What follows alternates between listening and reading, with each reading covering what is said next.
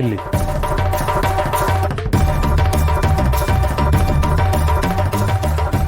ಒಂದೇ ಒಂದು ಗಳಿಗೆ ಕಾಯುವ ಶಿಕ್ಷೆ ನೀಡಿದ್ದಕ್ಕೆ ನಿಮಗೆ ಸಹಿಸಲು ಕಷ್ಟವಾಯ್ತಲ್ವೇ? ಅದು ಆಗಲ್ಲ ಗುರುಗಳೇ, ನೀವು ಕರೆದ್ರಿ ಅಂದರು, ಬಂದು ತುಂಬ ಹೊತ್ತಾಯಿತು, ನೀವು ಬೇರೆ ಧ್ಯಾನದಲ್ಲಿದ್ರಲ್ಲ, ಅದಕ್ಕೆ ಆಮೇಲೆ ಬರೋಣ ಅಂತ. ಒಂದೇ ಒಂದು ಗಳಿಗೆ ನಿಲ್ಲಲು ಶಿಕ್ಷೆ ನೀಡಿದ್ದಕ್ಕೆ ನಿಮಗೆ ಕಾಯಲು ಕಷ್ಟವಾಯಿತಲ್ವೇ? ನೀನು, ನಿಮ್ಮ ತಂದೆ ಹಾಗೂ ನಿಮ್ಮ ತಾತ ಹಲವಾರು ವರ್ಷಗಳಿಂದ ಸತತವಾಗಿ ಹಿಂಸೆ ಕೊಡುತ್ತಾ ಬಂದಿರುವಿರಲ್ಲ. ವೆಂಕಟನಾಥನ ಕುಟುಂಬದವರು ಅದೆಷ್ಟು ನೋವು ಅನುಭವಿಸಿದ್ದಾರೆ, ಆದರೆ ಅದೆಷ್ಟು ತಾಳ್ಮೆಯಿಂದ ಸಹಿಸಿಕೊಂಡಿದ್ದಾರೆ ಅನ್ನೋದು ನಿಮಗೆ ಗೊತ್ತಾಗಲೇ ಇಲ್ವೇ? ಹುಲಿಯ ಬಾಯಿಗೆ ಹುಲ್ಲೇ ಸುಲಭದ ತುತ್ತು ಎಂಬುದು ನಿಜ. ಅದು ತಿರುಗಿ ಬೀಳುವುದಿಲ್ಲ ಎಂಬ ಧೈರ್ಯದಿಂದಲೇ ಪದೇ ಪದೇ ಆಕ್ರಮಣ ಮಾಡುತ್ತದೆ.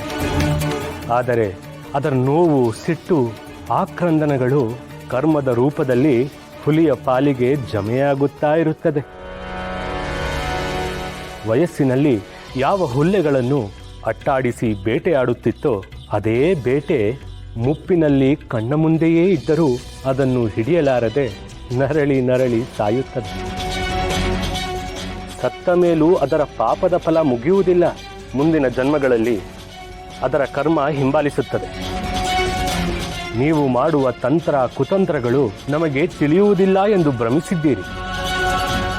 ಆದರೆ ನೀವು ಮಾಡುವ ಪ್ರತಿಯೊಂದು ತಪ್ಪುಗಳು ನಮ್ಮ ಅರಿವಿಗೆ ಬರುತ್ತದೆ.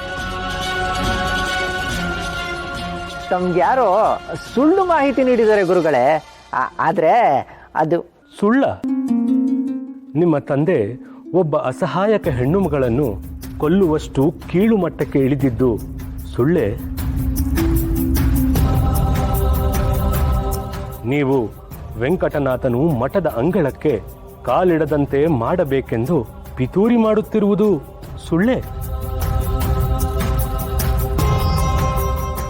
ವೆಂಕಟನಾಥನನ್ನು ವಿದ್ಯಾಪೀಠದಿಂದ ಓಡಿಸಬೇಕೆಂಬ ಸಂಚಿನ ಭಾಗವಾಗಿ ವಾಮನಾಚಾರ್ಯನ ಮುಖಾಂತರ ವಿದ್ಯಾಪೀಠದ ಮಕ್ಕಳಿಗೆ ವಿಷ ಹಾಕಿದ್ದು ಸುಳ್ಳೇ?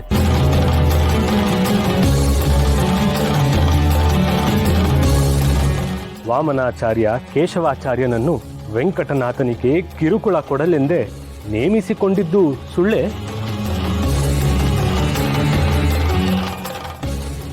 ನೀವು ಏನೇ ಕುತಂತ್ರ ಮಾಡಿದರೂ ಅದನ್ನು ನಿವಾರಿಸಿಕೊಳ್ಳುವ ಶಕ್ತಿ ವೆಂಕಟನಾಥನಿಗೆ ಇದೆ.